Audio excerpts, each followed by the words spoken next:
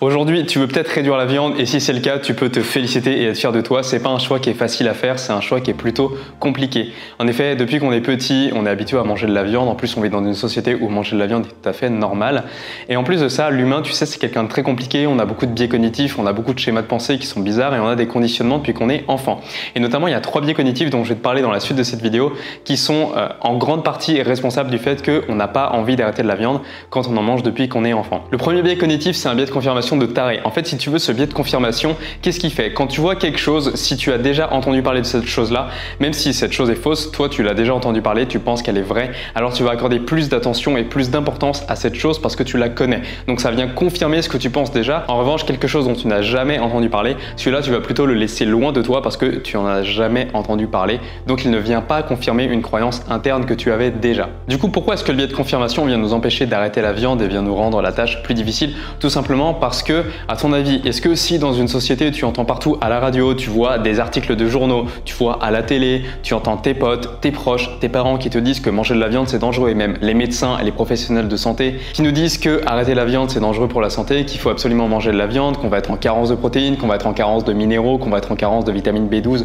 si on arrête de manger de la viande. Et à ce moment-là, le biais de confirmation vient renforcer ta pensée parce que tu avais déjà au fond de toi la croyance que manger de la viande était bon pour la santé parce que tu en avais mangé depuis tout petit. Le deuxième biais dont je vais te parler maintenant, c'est le biais de négativité. Tu sais, nous en tant qu'être humain, on est souvent attiré par ce qui est négatif. Il n'y a qu'à voir un peu dans notre société, dès que quelque chose se passe mal, tout de suite on en fait une histoire, on en parle autour de nous et on va très peu se focaliser sur le positif. C'est ce qui cause aussi beaucoup de dépression, beaucoup de stress au travail et dans notre vie au quotidien. Et ce biais de négativité, c'est quoi? C'est le fait de s'attacher plus facilement aux choses qui sont négatives. On va retenir tout simplement les choses qui sont négatives, les choses qui nous font du mal.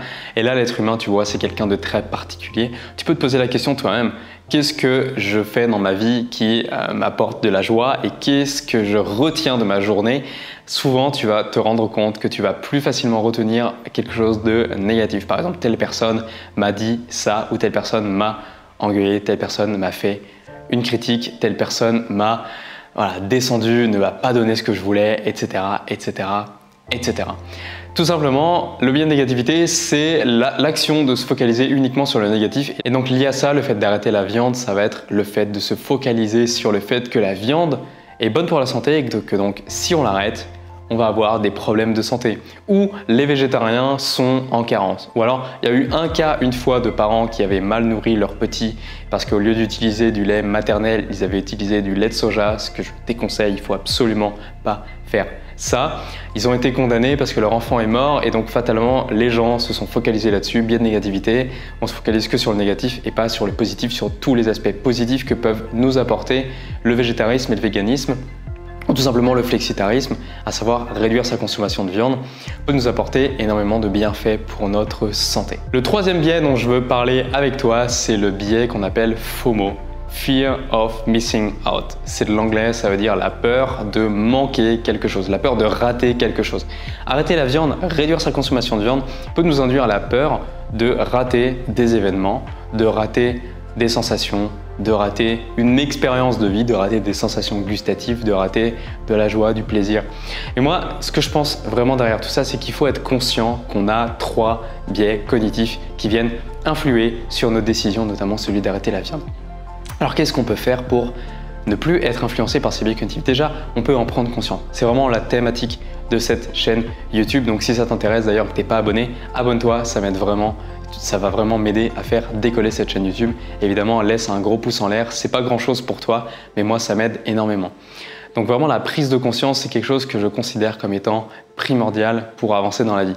Et donc, si tu prends conscience de ces 3 biais cognitifs, tu vas pouvoir avancer dans ta vie en te disant « Ok, j'ai un biais cognitif de négativité, j'ai un biais cognitif de confirmation, j'ai un biais cognitif de FOMO, Fear of Missing Out. » Donc, si à l'heure actuelle, je veux arrêter la viande, est-ce que un de ces 3 biais, voire les 3, rentre en jeu? Si oui, pourquoi? Et pourquoi est-ce que, par exemple, pourquoi est-ce que tu raterais des choses si tu arrêtais la viande, si on prend le 3e biais? Est-ce que tu vas rater des événements? Est-ce que tu vas rater des occasions? Est-ce que tu vas rater des joies de vivre? Oui ou non?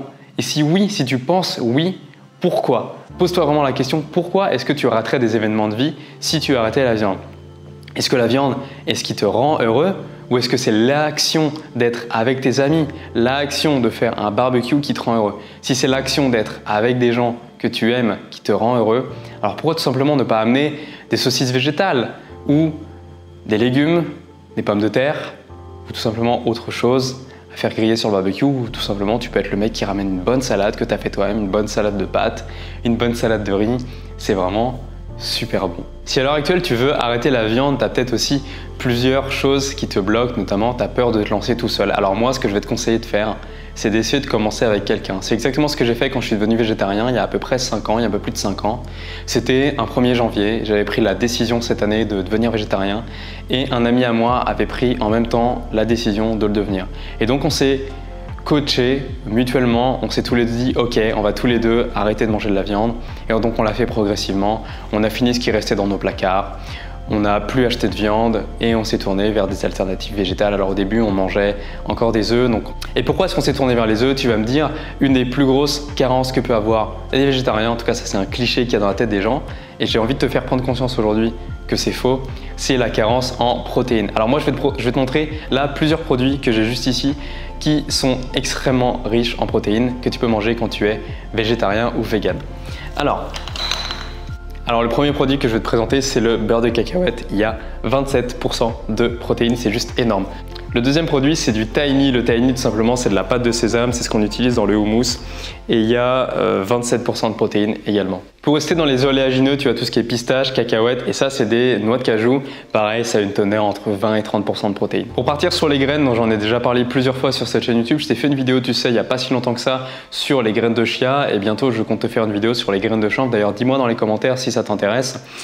Il y a donc les graines de chia et les graines de chanvre qui sont extrêmement riches en protéines. Les deux contiennent entre 20 et 30% de protéines. C'est juste incroyable quand on est vegan, quand on est végétarien ou qu'on essaie juste de réduire son alimentation de viande et qu'on fait du sport par exemple, tout simplement parce que ça va t'apporter beaucoup de protéines pour la construction des muscles. Donc voilà, c'est vraiment un cliché et j'aimerais que ce cliché-là sorte de ta tête. J'aimerais que tu prennes conscience que tu as été un jour manipulé par les médias, par la société, par tes médecins, par tes parents, comme quoi il faut manger de la viande pour avoir des protéines. Dis-moi dans les commentaires ce que tu manges à l'heure actuelle si tu es végétarien pour avoir suffisamment de protéines au cours de ta journée. Et dis-moi à l'heure actuelle si tu n'es pas végétarien et si tu comptes le devenir, ou en tout cas si tu as l'intention un jour de réduire ta consommation de viande, qu'est-ce qui te fait le plus peur? Qu'est-ce qui te gêne le plus dans le fait de devenir végétarien? Qu'est-ce qui te fait le plus peur? Est-ce que c'est le fait d'arrêter le fromage? Est-ce que c'est le fait, bon ça c'est plus pour végétalien, est-ce que c'est le fait d'arrêter la viande? Est-ce que c'est le fait d'avoir peur de manquer des événements, donc le biais cognitif Fear of Missing Out, FOMO? Donc dis-moi ça dans les commentaires, ça m'intéresse vraiment et ça va me permettre d'aiguiller mon écriture des prochaines vidéos pour répondre à tes besoins. Donc voilà, si vraiment cette vidéo t'a plu, pense à t'abonner, ça fait toujours super plaisir. Si tu veux m'aider à faire décoller cette chaîne, il faut absolument que tu le fasses et il faut que tu partages cette vidéo. Pense à mettre un gros pouce en l'air, ça coûte rien pour toi comme j'ai déjà dit, mais vraiment ça fait toujours super plaisir et ça aide à la vidéo à mieux se référencer sur YouTube. Commente évidemment et n'hésite pas à aller voir les liens dans la description. Je te laisse là, on se dit à la prochaine, prends soin de toi, mange et vis en conscience, ciao!